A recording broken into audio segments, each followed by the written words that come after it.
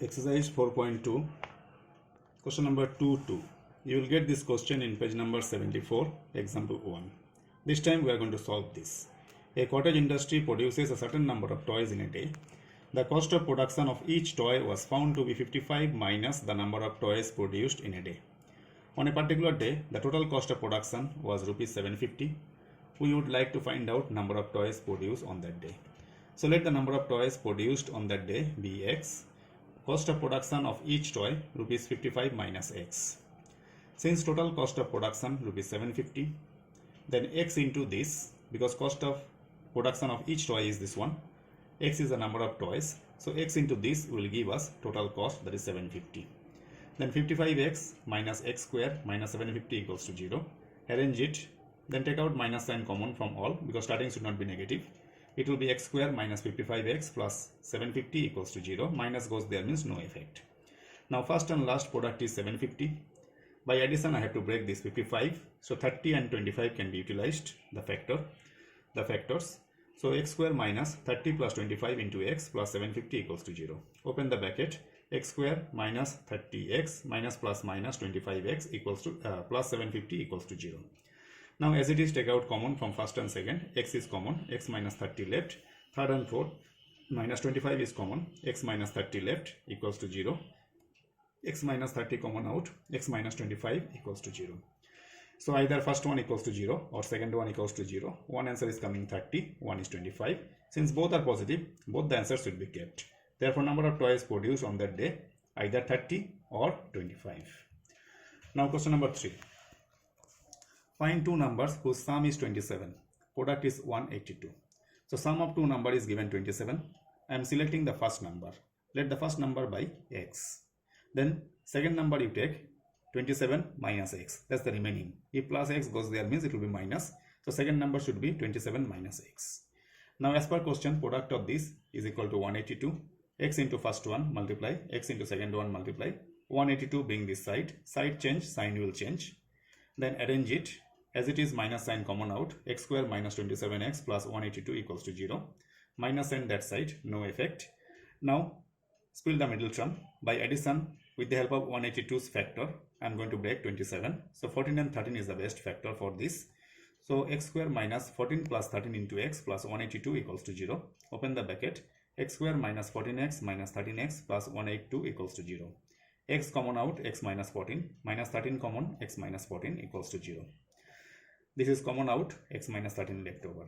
Either or, answer is 14, another answer is 13. Both are positive, so both the answers should be kept. Therefore the numbers are, first number 14, then second will be 27 minus x, that is 27 minus 14, which is 13. Or when first number is 13, then second will be 27 minus 13 equals to 14. Now question number 4. Find two consecutive positive integers, sum of whose squares is 365. Consecutive positive integer means continuous numbers, where difference between them will be 1. So number can be selected x, x plus 1, x plus 2, etc. So let the two consecutive positive integers be x and x plus 1. As per question, sum of the squares of these two numbers given 365. So x square plus x plus 1 whole square equals to this. X square plus a plus b whole square formula, a square plus 2ab plus b square equals to this. So 2x square plus 2x plus 1 minus 365 equals to 0. Subtraction is minus 364. Since 2 is common from all, let us take common. Whenever common is there, you must take. So remaining x square plus x minus 182 equals to 0. 2 goes there, means no effect. Now middle number is 1. I have to spill this 1 with the help of 182, and that also by subtraction. So factors same, 14 and 13, just like previous question. So x square plus 14 minus 13 into x minus 182 equals to 0. Open the bracket, then first, second common, third, fourth common, x plus 14 common out, x minus 13 left equals to 0. Either or, one answer is coming minus 14, one is coming 13. But x equal to minus 14 is absurd. In the question strictly they said numbers should be positive integers. So x equal to minus 14 is absurd. Absurd means which is not possible, which can be rejected, being a negative.